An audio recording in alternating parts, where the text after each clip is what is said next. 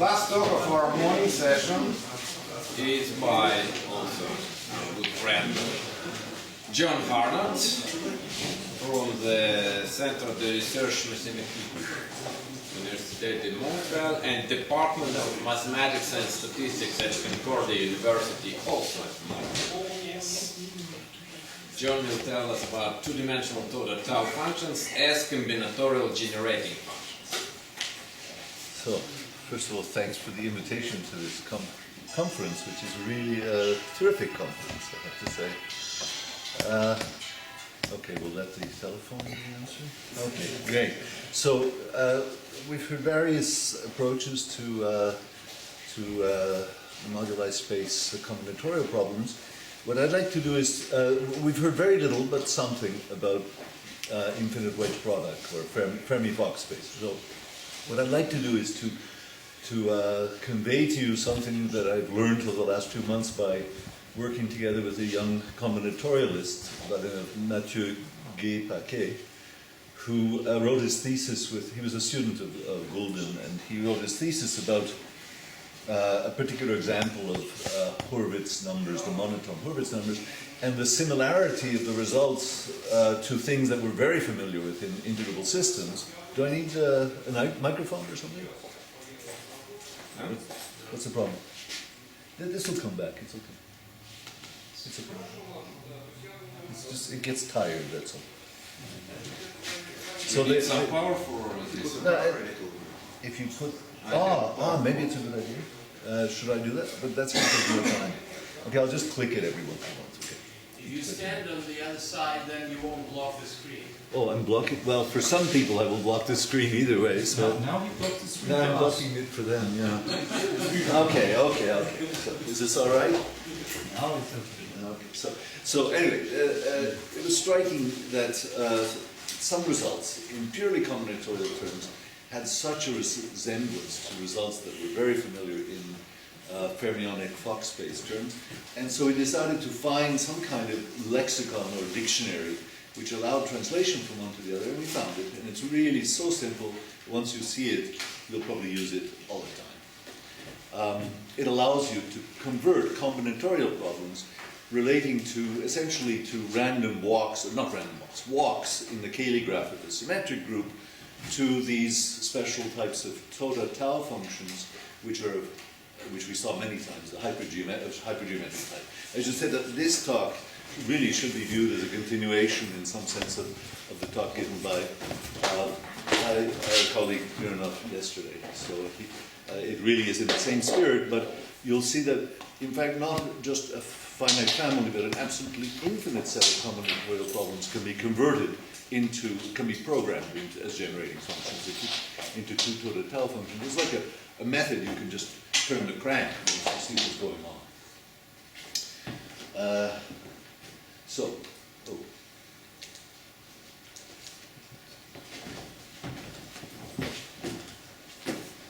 I can bring that back to life somehow. Okay, so let's start out with one example of the types of things which I'd like to explain in general. An example, okay, here's the outline. I'm going to cover, this is just the example of Okunkov of the double Hurwitz numbers. I'm going to recall his formula, and everything I speak about today will just be a method to generalize this formula to an infinite number of other similar formulas. So, and then I'll explain it two ways. Basically, I will give you how to build this lexicon between combinatorial data and Toda tau function data, and the key element will be what in the combinatorial way we call twisting. So there's always some key which gives you the generating function, and that is the twist.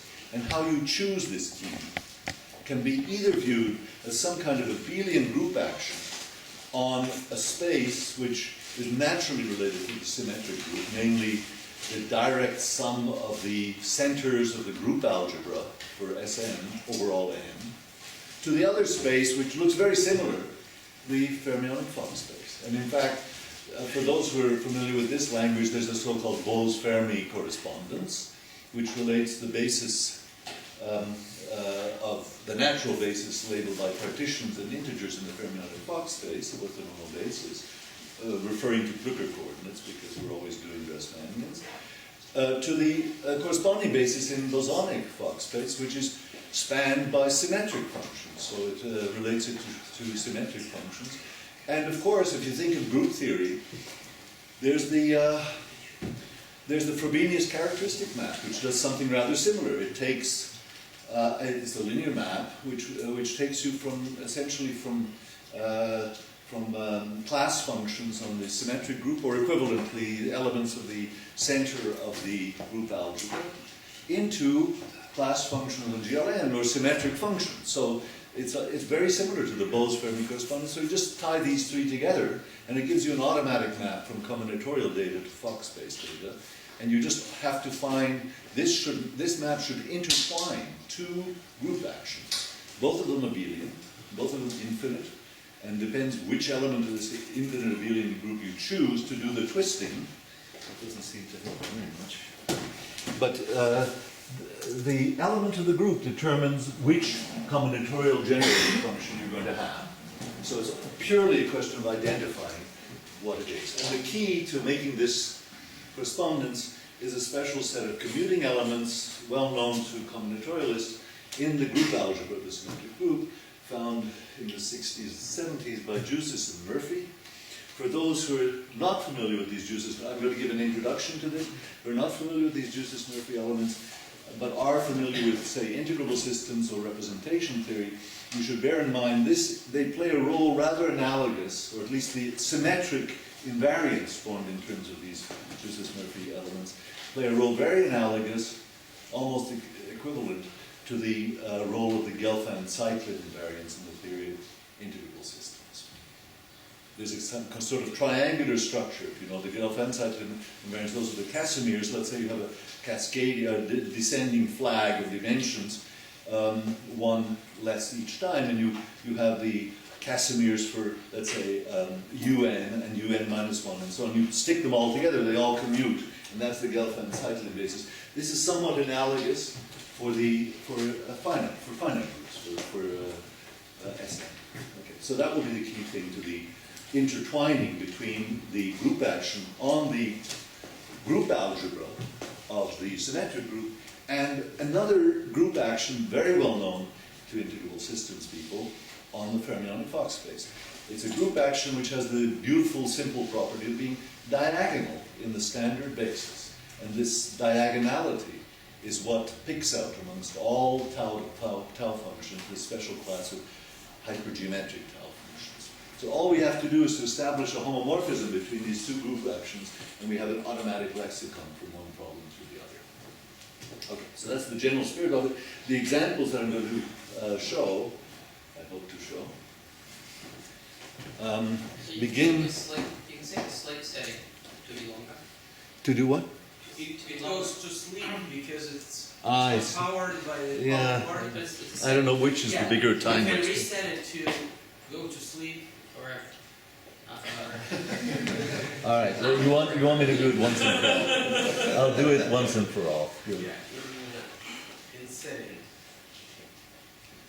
So where is this? Your computer didn't sleep enough last night. Yeah, I didn't sleep enough last night. Never. Okay, never. This is total sleeplessness. Okay.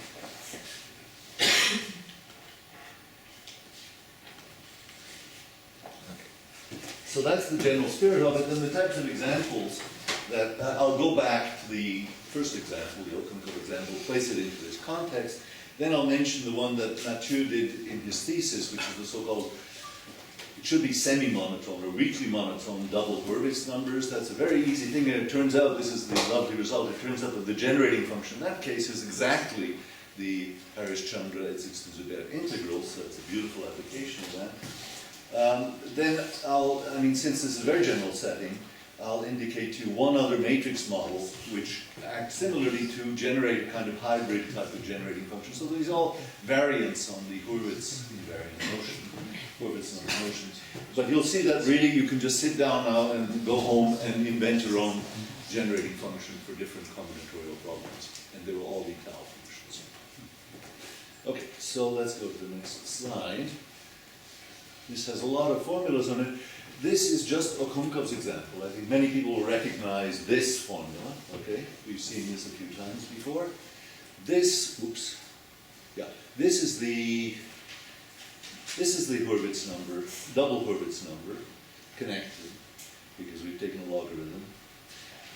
These are the monomial sum symmetric polynomials.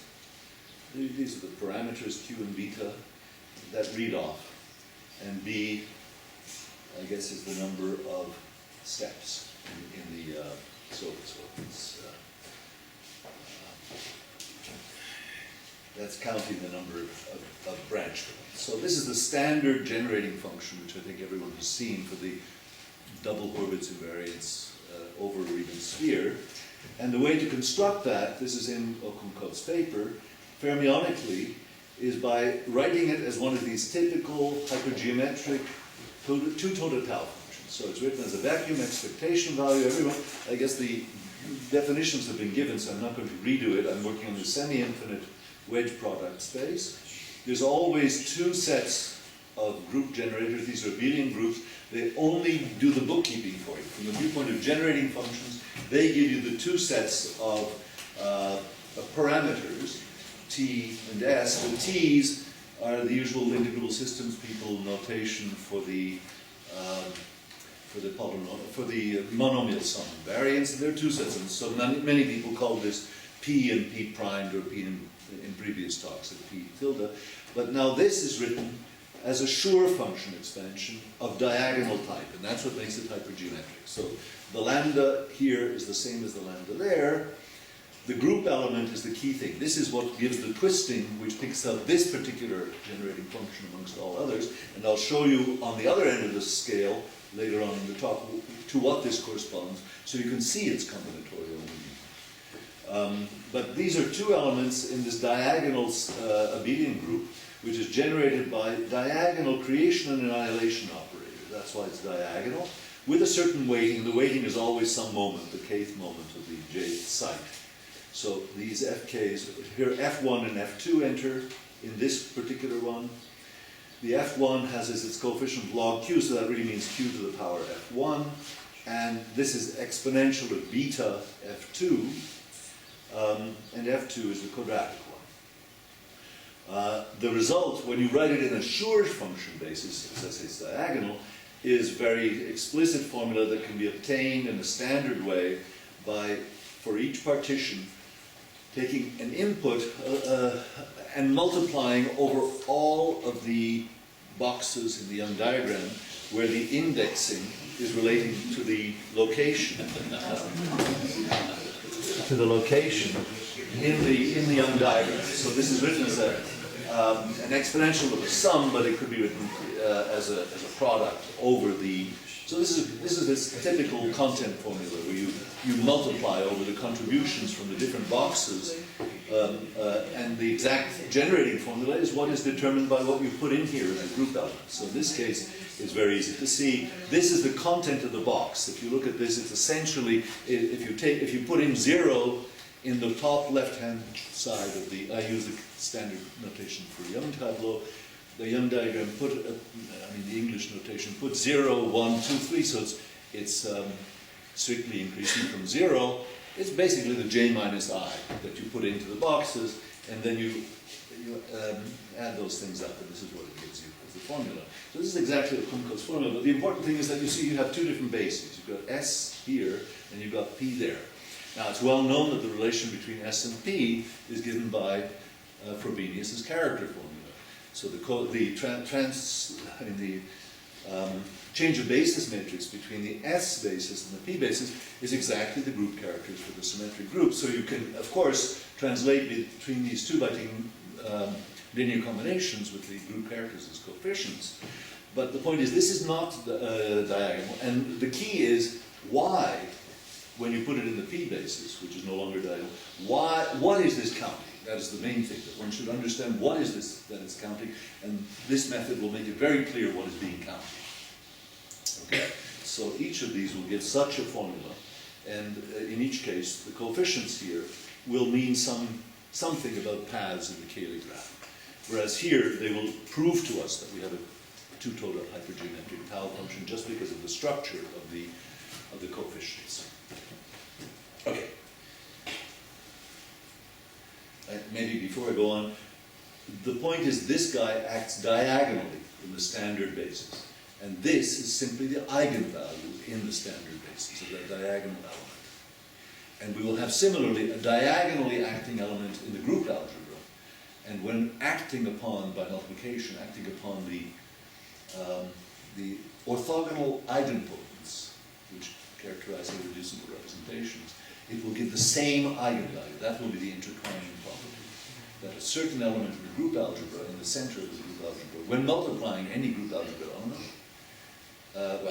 multiplying the idempotent, it will give the same eigenvalue as what appears here as the eigenvalue of this element. By the way, for reasons that I don't want to explain right now, but are very simple to explain, any group element of this kind involving linear combinations of these guys, anything involving an infinite sum over these, can be interpreted in terms of convolution products. If you think of the Hilbert space on which the psi j's are defined as, let's say, monomials or monomials in both Laurent monomials in one variable, or more precisely L2, let's say L2 function in a circle, you can really think of these elements that enter, these diagonal group elements, as acting on that Hilbert space, L2, S1, let's say, by convolution product. So in fact, all that this means, if it's invertible, is that it's an invertible element in the group in the semigroup of convolution. So that's why very often we now refer to these as convolution elements. Same thing as hypergeometric. Well, put in a convolution element here in the middle, and you have a hypergeometric tau function. Okay, so now let's just go back to a little review of character theory and the symmetric group. So this is fairly standard stuff. This is the group algebra. If you can think of it as formally as linear combinations of group elements, or if you like, you can think of it as the standard basis for the regular representation. The center of the group algebra, as everyone should know, determines the irreducible representations. So you can choose a basis for the center, in fact different bases, which correspond to irreducible representations. So the irreducible representations are given by the Young symmetrizers, so that's how you interpret the lambda here as a partition. It's telling you which irreducible representation you're picking out. It's basically the spec module. And this thing is an element of, it's a basis element, it's a full basis when taken over all partitions of weight n for the center of the group algebra, and it's called an orthogonal idempotent. Basically, it's projecting, the regular representation splits up into a sum over all the irreducibles, with each irreducible appearing the same number of times as its own dimension. And so this just projects onto the component having to do that with that irreducible representation. The Frobenius characteristic map can be interpreted as